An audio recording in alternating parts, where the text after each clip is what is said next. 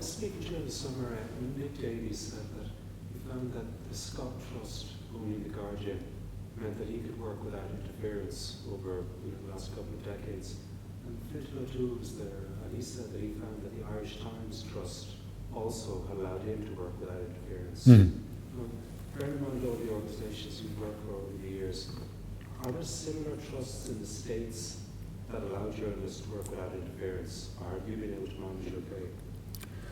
Well, the question, it's an interesting question. The question is, given that The Guardian and the Irish Times have certain trusts that allow journalists to do what they want to do, whether they're a similar organization in the United States, it sort of presupposes, and I'm not sure I agree with the premise, that if there are no such trusts and you have a corporate owner, that your reporting will be somehow manipulated, right?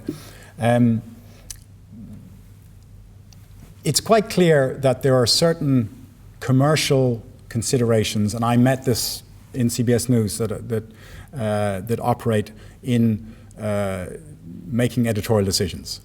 The networks are commercial networks. They survive from advertising, and there is some sensitivity to alienating advertisers.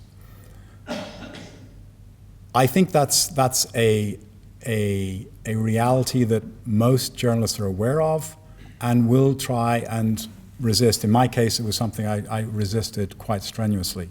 Do you win every battle? No. Has it stopped good reporting? I'm not so sure. I think that, the question of showing American wounded, I think that has, but more often what I hear is, has it stopped investigations of US corporations? Clearly not. The US press is pretty free. And if one, for example, ABC News is owned by Disney.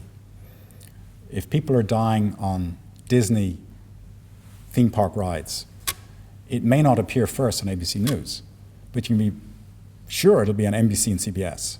And at some point, ABC has to catch up. So I think there's a self-corrective there because we don't just have Pravda. We've got many news outlets in the United States. There's a self-correcting mechanism there that if one media organization is seen to be somewhat biased or neglecting a certain story because of corporate interests, they're going to get called on it by their competitors because we kind of know who's in charge of what. There have been some suggestions that the New York Times should become a trust, the entire company, because it's suffering, like all the newspapers, there are commercial pressures on it, and should it just become this big sort of charitable organization?